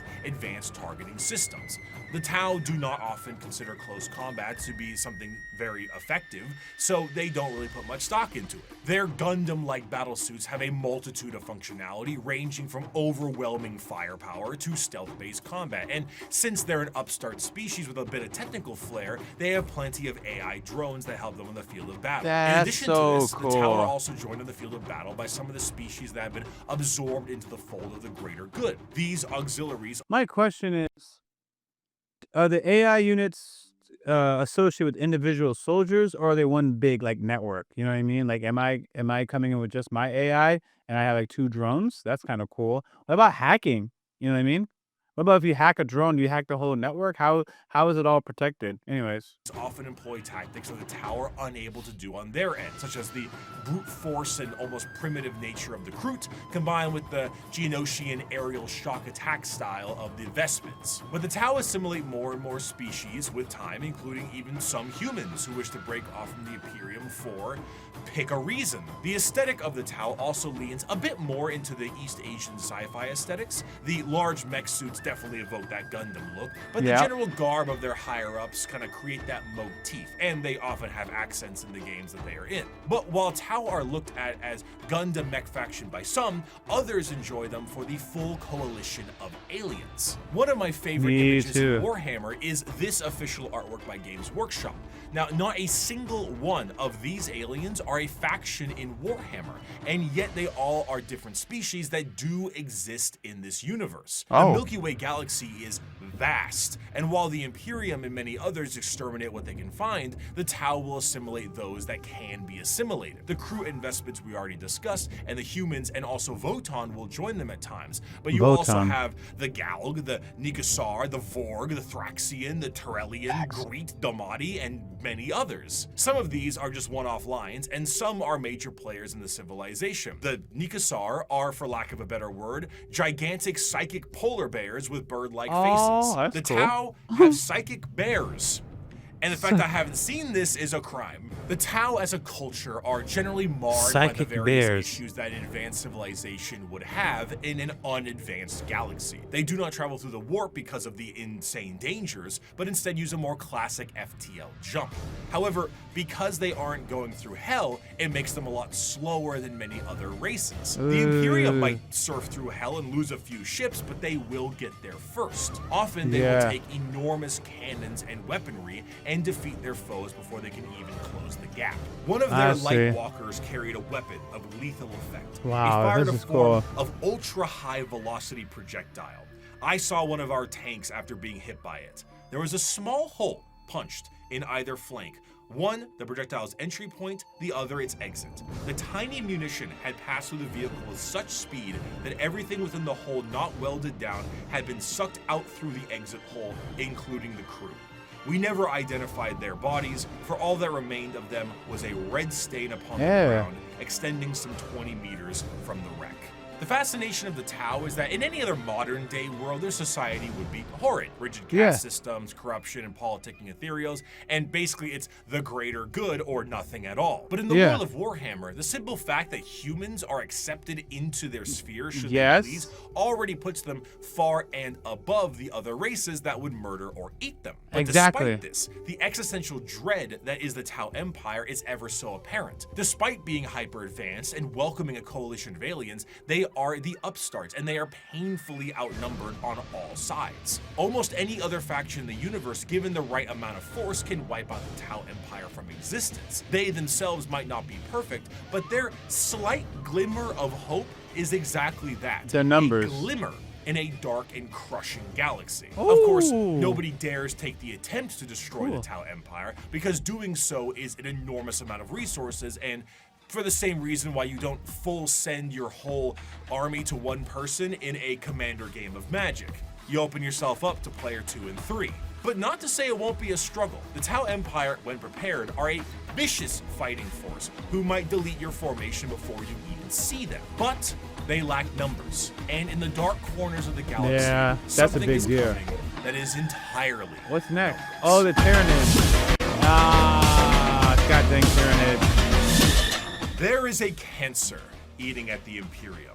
With each decade, it advances deeper, leaving drained, dead worlds. Calling them a cancer is actually very appropriate. This abomination has thought and purpose that functions on an unimaginable galactic scale, and all we can try to do is stop the swarms of bioengineer monsters it unleashes upon us by instinct. We have given the horror a name to salve our fears. We call it the Tyranid race. But if it is aware of us at all, it must only know us as prey. The conflicts of Warhammer 40k are chaotic. Why was it the Tyranids ruled everything? What would you guys do? Violence that exists in the confines of the Milky Way. However, there is a threat to the galaxy that extends beyond. Yes, it's no different than a virus. Creeping ever closer. That's why they're and a virus. Cannot be negotiated with. What drew them to the galaxy is unclear. It may have been the light of the Astronomicon itself, like a moth to a flame. It could have been a Xenos device detonated in the Horus Heresy. It could have been that they were done eating the Andromeda galaxy and they have come to take ours. Or they might be running from something far, far worse. Regardless of the why, the where, when it came to the first official contact with these creatures, was the planet of Tyranids. Running from This is the something site worse. where the Imperium encountered a fleet of these creatures before being utterly torn to shreds. Thus, these creatures became known as the Tyranids. There is plenty of evidence that the Tyranids have been lurking in our galaxy for years beforehand, but this was the first true instance of their presence being fully known. Unlike other creatures in the realm of 40k, I feel like the Tyranids are a play on aliens, or aliens is a play on Tyranids. Unable to be reasoned with. They are, at their core, animals, but not the fun kind of animals. They are the xenomorphs of 40k, and boy are they hungry. They are instinctively hardwired to either kill or be killed, and they are an unrelenting force due to this. However, just because they don't talk outwardly doesn't mean they don't communicate with one another. The true horror of the Tyranids is found in their driving force, the hive mind. 3, 2, 1. Hive mind. I can hear my Nelly. That's what I guessed. Wow.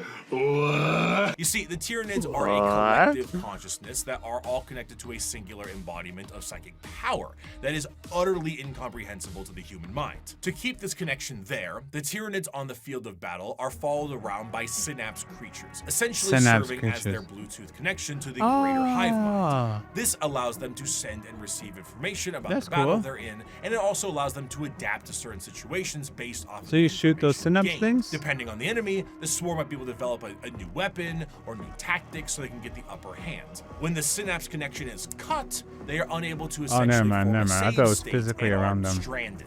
The sheer power of the hive mind presence pours from each Tyranid in such a manner that it causes a distortion in the warp itself. A hive fleet's arrival can cause a dark shadow the size of several light years, coined the shadow in the warp.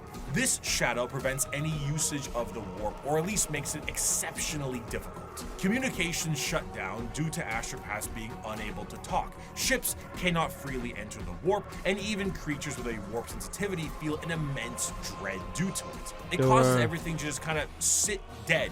Right here is when you see the importance of the Emperor's Webway project, because with the Webway, a ship could leave and then come back or let other people know. But with the warp travel shut down, no one can let them know. God dang it. Who's that, homie? Is it Magnus the Red that screwed us over? I think it was. When he messed up the Webway. A buffet counter waiting for the afternoon meal rush. The Tyranids meander through the galaxy in these gigantic hive fleets that are fueled by bioships, and these ships contain birthing pools for Tyranid armies and more ships. Everything about the Tyranids is organic, and to fuel this war machine, the Tyranids consume any and all biomass they come across and absorb it into their respective hive. From the ground to literally the air, the Tyranids strip a planet to a lifeless and uninhabitable hulk. As a means to curb the advancement of the Tyranids, the Imperium has been known to preemptively exterminatus worlds in the path of a hive fleet, so that they have less biomass to consume in an It's attempt like to a starve controlling them. a fire. The Halo method, literally scorched earth tactics by taking everything out of the freezer and lighting it on fire. Outside of sense. the obvious threat and adaptive and unreasonable Or freezer. enemy posed on the I use field of battle, fire. the most dangerous aspect of the Tyranids comes in the form of their general unpredictability. The Tyranids are external to the Milky Way galaxy itself, and it's Yeah. unknown where they truly hail from. However, their arrival in the Milky Way is seemingly random and in 3D space, implying quite heavily that Tyranids have the galaxy surrounded in some kind of way. Due to this, you will sometimes see instances of species engaged in a separate conflict, both agree to a temporary truce in order to take out a threat. Because regardless of the stakes at hand, the existence of the Tyranids marks the heat death of the galaxy itself. And all the factions can ultimately agree that the Tyranids themselves act as the biggest threat to all of them. The Tyranid race is truly an unknowable horde and pulls from that horror of the unknown. They, as a faction, are not ones with a large amount of general lore because their entire race is told from the point of view of those being eaten by them. Tyranids are called that due to the planet Tyran they destroyed, as we mentioned earlier, and their names are often phrases given to them by their victims. The Swarm Lord, Old One Eye, the Death Leaper, Von Ryan's Leapers, and so on. Despite the inability to even perceive the vast psychic hive mind of the Tyranids, they are fiercely intelligent. Special poisons and items designed to counter them are adapted in a matter of hours. If you bring light infantry, they create heavy monsters. If you brought weapon emplacements, they spawn little creatures to scour your vents and sewers. Many of you enjoyed the Servitor excerpt from part 1, and so bear with me. That went by me too fast. Poisons and items designed to counter them are adapted in a matter of hours. If you bring light infantry, they create heavy monsters. If you brought weapon emplacements, they spawn little creatures to scour your vents and sewers. Many of you enjoyed the Servitor excerpt from part 1, and so bear with me as I provide you another very long account of a planetary governor whose planet is in the final death throes of the Tyranid menace. This starts about halfway through. It has been many weeks since a handful of us escaped the sinking of the Sea Fort Divine Anchor via airlift. We have escaped in this manner because the Tyranids had overwhelmed so much of our world, they no longer appeared to need to continue spawning beasts for aerial supremacy. I shall never forget what I saw from my craft's portholes. Alien biostructures dominated Huto's surface. Gigantic, lumpen barnacles pumped out clouds of matter to further poison the planet alongside pulsating, brain-like nodes that resembled lethal fungi. Immense capillary towers stretched high into the poisoned sky. The glistening chitin coating their flanks crawled over by chains of lesser beasts fulfilling some sick alien purpose I cannot know. Digestion pools spread for miles, replacing our once great lakes with reservoirs of bubbling biomatter. Tides of creatures bloated with consumed flesh vomited their guts into the pools or threw themselves entirely into the billowous liquid. Amidst the seas of feeder beasts consuming all in their path, we would every so often see an explosion or a burst of fire. Were these heroic final stands by other survivors or merely abandoned ordnance detonating at random? I will never know. I cannot rejoice in the deaths they inflicted. The biomatter of the dead Xenos was surely recycled by the Xenos regardless. They just eat it and make more. Damn. Our aircraft ran out of fuel a week ago. Now I stand in the snow, not far from the peak of Mont Saint Hila. I am the only one left that I know. One by one, those with me perished. The slightest cut on a mountain rock resulted in an immediate infection that left the pilot screaming in agony. Her co-pilot fired the shot that ended her torture, and my senior aide threw himself from a ledge. The reality that there was no escape. I have no idea what happened to my chief medicae. Others were slain by lone beasts the rest of us were unable to kill or drive away. A justly deserved end will soon be mine. I have failed on every possible level. We were not even able to send word. An alien disease has me within its grasp. My limbs are numb, my tongue is dry as sand, my head throbs. Even at these chilled heights, I sweat profusely. From here where I sit, I can see the final death unfold on the planet entrusted to me. Before me is the Radarid Ocean. The water level is visibly dropping, hour by hour. They are even taking How? our seas. How? There are enormous beasts with great, slowly flapping wings and immense open maws moving through the sky. How are they taking I their may be at seas? high altitude, but the air is thinner here than it should be. I know enough of mountaineering to know that. They will not even leave our Oh air. my There is god. an isthmus I can see, upon which is sat one of the Xenos capillary towers. Now I believe I can tell what they are truly for. High up, foul Xenos bioships cling to their flanks like twisted calves at their mother's udders.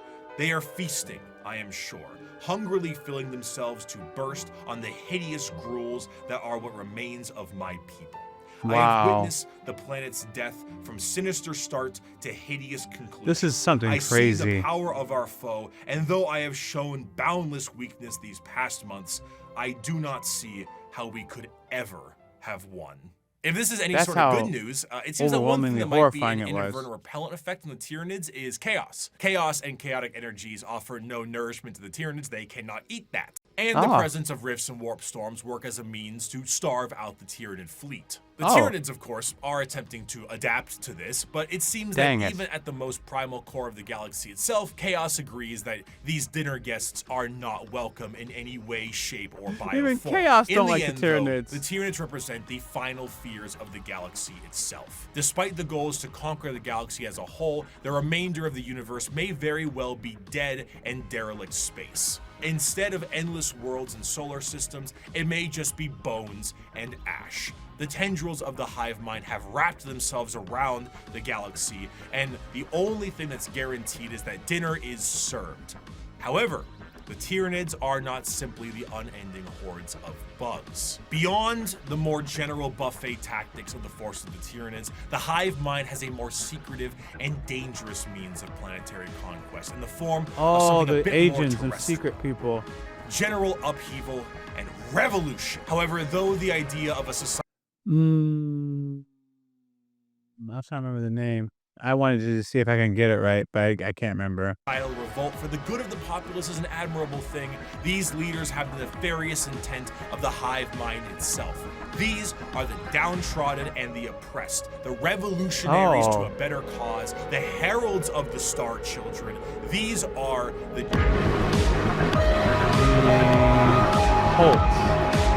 in the sunless body of our hive, the flock of the faithful grows. We are guided by our great Genestealer father's cults. sacred That's who it vision, is. protected Those are the by secret agents. I couldn't remember the goddamn name, but Genestealer should have been it. by his loving hands. Within these holy shadows we Secret dwell, agents while on the these earths, impure babe loyal to the inspire Tyranids. top starlight. And what lies between those stars? What sails beyond those distant suns? Genestealers. Shrouded in night, born within that eternal black, our redeemers, our gods, truer than the silent, long-dead emperor, the children of the Dang. void. We hear them in our Hey. dreams. We feel Silent, them in our blood. long-dead They emperor. call and we will answer. We will rise and claim the engines of labor that have bound us in servitude. This world will burn. It will be cleansed, purified, made ready, and the heavens will deliver our reward. The ground zero of a Genestealer cult comes in the form of the Genestealer itself. Deep in the depths of a planet, a Genestealer acts as almost an advanced recon unit for the Tyranids, and were the first Tyranid units encountered by the Imperium itself long before the first Hive Fleet made its presence known. Unlike the Tyranids that can only reproduce through the birthing pools in the fleet, a Genestealer reproduces via the Big Smooch. The Genestealer kiss is essentially what the facehugger alien does. It attaches to a victim and releases an embryo. However, instead of a chest burster, the embryo alters the genetic makeup of the host itself, turning it into the primary conductor of a localized version of the hive mind known as the A localized version. Any A offspring brood that mind. this host produces is known as a Genestealer hybrid, and the host assures their survival to continue to reproduce. The first few generations of a Genestealer hybrid look more like the Genestealer itself, which in our current reality would be terrifying. But considering how the vast majority of humanity is a little mutated in 40k, it doesn't stand out as much as it should. As the generations that makes continue, sense. the mutations and the general alien look is almost entirely phased out, and the resulting hybrids look almost identical to the species that they once were.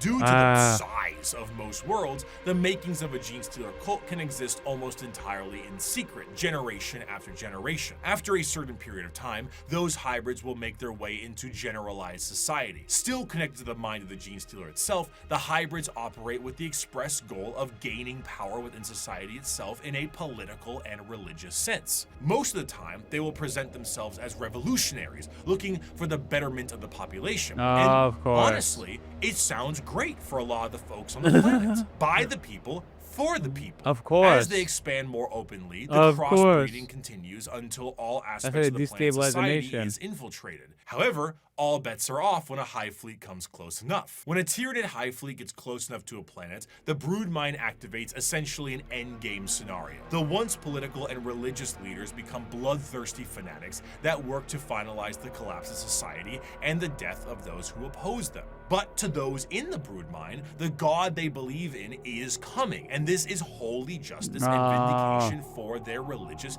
and political Their beliefs. god is As the coming. hive arrives, the planet is essentially ripe for the taking. The original Genestealer pieces out to the next world or is reabsorbed for deployment elsewhere, and the Tyranids begin to take the planet for themselves. The cultists sing praises and holy songs as the Tyranids begin to eat everything up in kind of a meet the pyro sense of religious delusion. But as they are harvested, some of them are snapped back to reality, oops, there goes gravity, before they are thrown into Okay, the biomass shady. soup.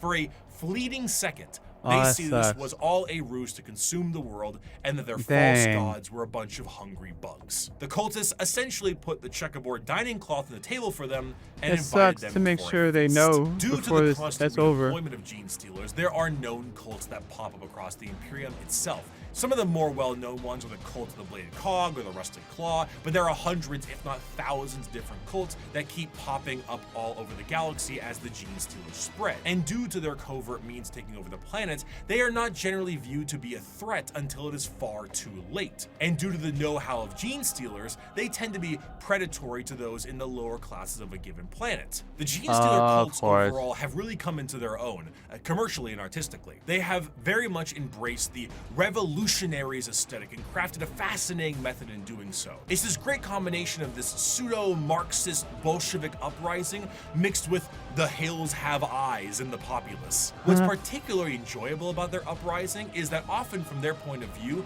the reasons they have are extremely sense. justified. Most of Yeah. the members of the GSC are the extremely impoverished and menial Yes. laborers of the Imperium, who Yes. honestly wouldn't need an alien presence to The bugs keep telling me to short the Bible, but I don't know what either of those things mean. provide a manifesto on reasons to revolt.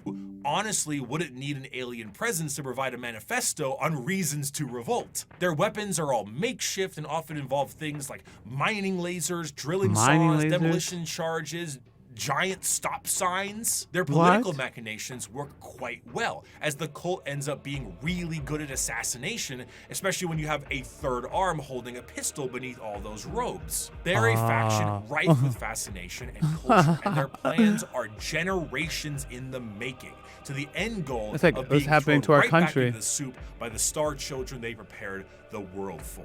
And those are the threats to the galaxy now. The degradation of almost every species is Except now for the Tau and the Orks. by the Tyranid menace, and all of the infighting between each and every single one of them will be their undoing. The world of Warhammer is a bleak and horrendous one, and that is in its own right the charm. It is so large, so vast, so absolutely horrendous and insane, and yet is treated with 100% severity and seriousness. In the beginning of part 1, I gave you an abridged and different opening to An the abridged. Warhammer world, the grim darkness of the far future, and I leave you with this part 2 with the full quote itself. It is Ooh. the 41st millennia. Here we For go. more than 100 centuries, the Emperor has sat immobile on the golden throne of Earth. He is the master of mankind by the will of the gods, and master of a million worlds by the might of his inexhaustible armies. He is a rotting carcass writhing invisibly with power from the dark age of technology. He is the carrion lord of the Imperium, for whom 1,000 souls are sacrificed every day so that he may never truly die. Yet even in his deathless state, the Emperor continues his eternal vigilance. Mighty battle fleets across the demon-infested miasma of the warp, the only route between distant stars, their way lit by the Astronomicon, the psychic manifestation of the Emperor's will. Vast armies give battle in his name on uncounted Star Wars Greatest intro. amongst his soldiers are the Adeptus Astartes, the Space Marines, bioengineered super warriors. Their comrades in arms are Legion, the Imperial Guard, and countless planetary defense forces, the ever-vigilant Inquisition, and the tech priests of the Adeptus Mechanicus, to name only a few. But for all their multitudes, they are barely enough to hold off the ever-present threat from aliens, heretics, mutants, and worse. To be a man in such times is to be one amongst untold billions. It is to live in the cruelest and most bloody regime imaginable. These are the tales of those times. Forget the power of technology and science, for so much has been forgotten, never to be relearned. Forget the promise of progress and understanding, for in the grim darkness of the far future, there is only war. There is no peace amongst the stars, only an eternity of carnage and slaughter and the laughter of thirsting gods. Jeez, what a world. Thank you so much for watching. I hope you have a wonderful rest of your day. What a world. You know what somewhat makes things, when I don't know what it is about that outro, but what makes things so hopeless for mankind is how on top the Eldar were. They were way more on top, based on my understanding, than we ever were. I think. I don't know enough about the 31st century, the golden age of technology. I think the Eldar were ahead of that, and they still fell.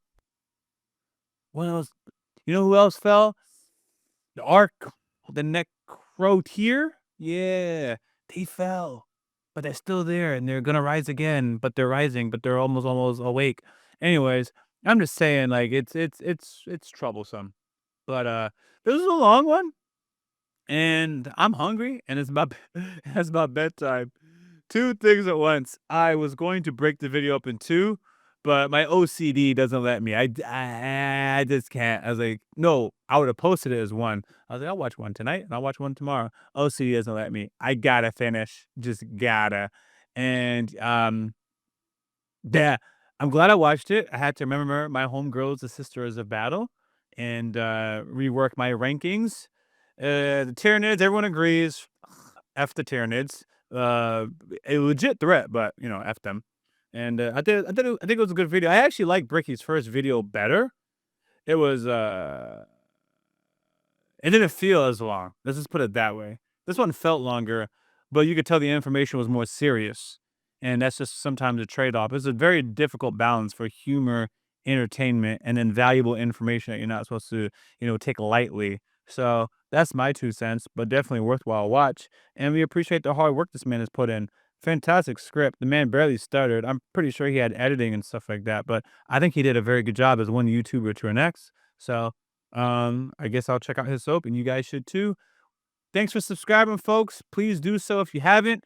I have a channel goal of getting to 20,000 subscribers and doing more content, including my own. So please, I hope you are a part of this journey. Until the next video, I'm Yaboyrocklee. I'm out. As always, thanks for supporting this channel. If you don't know, we do have a Patreon, and it's free to join. You can stay updated, suggest content, or vote on polls. If you're interested in our uncut and early reactions to anime, K-drama, Western shows, and movie reactions, which include exclusive reactions not found on YouTube, you can join the upper tiers on Patreon, or you can stick with the edited content right here on YouTube. We got Yaboyrocklee reactions also in the description of this video. Until next time, I'm out.